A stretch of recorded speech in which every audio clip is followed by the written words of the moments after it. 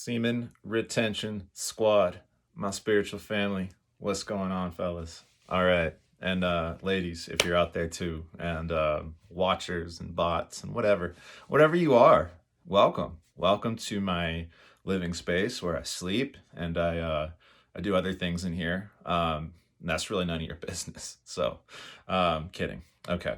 All right. Topic for this video. And I think this is going to be the same topic. I'm going to be harping on this topic for a minute, you guys, because this is a huge deal. And by the way, my apologies. I haven't been dropping videos on here as much. I've been making the videos, but I've been having some issues with YouTube uploading stuff. I think I'm having some issues with my phone. I need like a new phone or something. I don't know what's going on. I'm not a tech guy. But all right. Anyways, here's the topic. I've said this before. I'll say it again. Your authenticity is your greatest asset. It's like a superpower. Your individual, unique authenticity as a human being, as an individual, as a sovereign individual, that is your most valuable resource, your most valuable asset. You know, it's like on the planet, you know, we value certain things very highly, like gold, like platinum, uranium is very valuable. So like tends to be this rarity gives something value, right? The more uncommon something is, the more valuable it is. That's why a diamond is more valuable than a piece of quartz, because there's just more quartz and it's easier to get to the quartz, right? So you, as an individual, you're the only one. You are the only one. There is not a single other one. So you're way more valuable than a diamond. You're more valuable than any natural resource because you are the only one. Talk about scarcity. Talk about rarity. There's not another one of you. There can never be another one of you or of me. So for us to be anything other than our full selves, our full unadulterated selves, is an egregious sin, in my opinion. And that's not to shame anybody. You know, we all experience this because society loves to condition people. It loves to try and fit people into molds. The school system loves to try and just standardize everything and make good little worker bees. All right. And a lot of us don't really resonate with that because we're not meant to be like robots. We're meant to be sovereign individuals expressing that individuality unlike any other individual ever could, right? We're the complete opposite of robot, yet society, it gets very robotic. And if you look at a city from above, it's funny that it looks a lot like a computer chip and everything is like straight lines. If you notice that, you just look at LA from a satellite, right? That, to me, what I see, you know, some people are like, oh, cool, look at that big city. What I see is a giant ant farm for humans. With all these lines, it's like, it looks like a zoo for humans with cages and boxes. Everything's like a box. Everything's a straight line. You guys notice that about society. And I find that oppressive on a very deep psychological and spiritual level that a lot of people aren't even aware of it. Only the very sensitive people among us we feel this. We don't, a lot of times we don't know why. We're just in pain. Like just being in this world is a painful experience for us. And I think that is a lot of why that's the case, is because we're not meant to fit into these straight lines. We're organic, dynamic beings. We're mostly water. Think about how water flows and adapts and changes and receives, and you know, it's never rigid. Yet we have this society full of rigidity, right? There's timelines and dates and deadlines, and you know, every Sunday we do this and every Monday we do this, and you know, cubicles. Think about offices with cubicle. I mean, what is more soul crushing than a cubicle? The 9 to 5 thing. It's like, here's a block of time for you to sit in a building that's a block and be a block. I mean, I think of like Minecraft. I mean, all of it is so soul crushing. So the fact that there are so many depressed people in the world makes perfect sense. Of course, how could there not be? So if you're in this world and you don't feel like you fit in, or you're frustrated about the nature of it, or you feel oppressed by it, good. That means you're human. That means you're an individual. You're a dynamic, beautiful, unique, sovereign being that was never meant to fit into any of these molds. Yet here you are.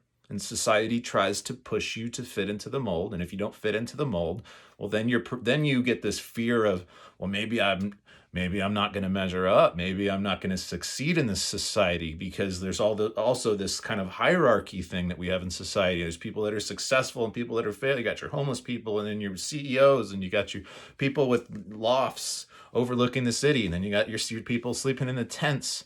And then you've got, people that are really beautiful physically and people that are not, and maybe they have some deformity or they can't walk, and there's all these different, and then we compare ourselves to other people, and social media just puts that on steroids. So you've got this big, system of like competition and hierarchical thinking. Meanwhile, everybody is a perfect, unique expression of God. God didn't mess up when he made anybody. All right. So this, I think, is very important for us to understand, is that our individuality, our personality, our charisma, that is our most valuable asset as a living being, because that is the most scarce, rare thing. You see what I'm saying? And that's why, so for you or for me, to do things in life, to engage in behaviors, habits, and to indulge in certain substances, let's say, or relationships or whatever, that make us less us, is doing ourselves and the world at large a disservice. So for me, and this is why I started a whole channel about semen retention, because of all the things in my life that I've done or not done that have affected my ability to be my fullest self. Nothing compares to semen retention. No other single thing I've done compares to that. There's definitely things you can do that are in the ballpark of profundity in that area. Like if you've been a big, cannabis user your whole life, and you've never taken a break from cannabis, I highly suggest taking a break from cannabis, like an extended one, at least a month, maybe, several months, years, ideally. So you know what that's like. So you get to experience yourself minus that influence. Same thing with alcohol or any substance that alters you. If you've been consistently using any substance like that, you owe it to yourself to have a break from that, so you can experience, everybody's different. Maybe for not everybody has the same response to cannabis, for example. So for me personally, cannabis tends to sort of like dampen my personality just a little bit, not always, but most of the time. And in my history, I think that's been the case, is it has a way, especially when I'm using it a lot. If I'm using it sparingly here and there, that's one thing. But when I'm like a chronic cannabis user, I have been for years of my life, I've noticed that it tends to make me more kind of serious, which is funny because you think you smoke weed and you get silly and you laugh, but actually when you overdo it, and especially these days with how strong weed is, it can actually make you more serious, and you're actually more kind of uptight, and you're more self-conscious, and you're more anxious, and you're less likely to express your full self, which is like you robbing the world of this beautiful gift that you were given to share with everybody, which is you being you, right? So as powerful as it is to say take a break from marijuana or from substances, or from codependent relationships or from codependent friendships, even workplaces, there's all these different aspects of life that can make us feel inhibited and less likely to express our fullest self. But like I said, retaining your sexual life force energy for a long period of time, nothing that I've experienced or I'm aware of compares to that in terms of how profound the effect is. So this is what I'm noticing, is that a lot of the success I'm having in my life right now, and I'm in a place in my life right now where it feels like everything I do is working. I'm not swimming upstream anymore. I'm in a very comfortable flow state. I'm very comfortable with who I am.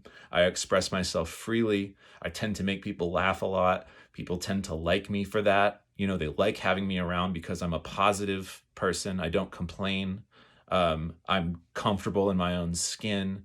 I'm apt to be goofy and make jokes and say the first thing that comes to my mind without reservation or hesitation because I have little to no shame. And the reason I have little to no shame is because I do the same things in the light that I do in the dark, right? There's not this discrepancy in my life that so many people have where it's like, I'm one person when I'm with this group, I'm another person when I'm with this group, or I do certain things alone in the dark in my room that nobody's ever going to know about, right? And when we have these discrepancies, that creates like this fertile ground for shame. And then when you have shame, you can't be your full self.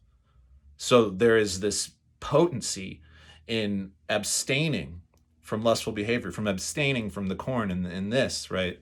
From abstaining from anything that you would be afraid to let somebody know. Like imagine if your life, there's no skeletons in your closet. There's no dirt under your rug. There's nothing, there's no secrets you're holding. There's not a single thing about you that, let's say, your boss couldn't know or that your mother couldn't know. That's the level of like purity, I think, that allows us this freedom to be this way. This is what I'm experiencing.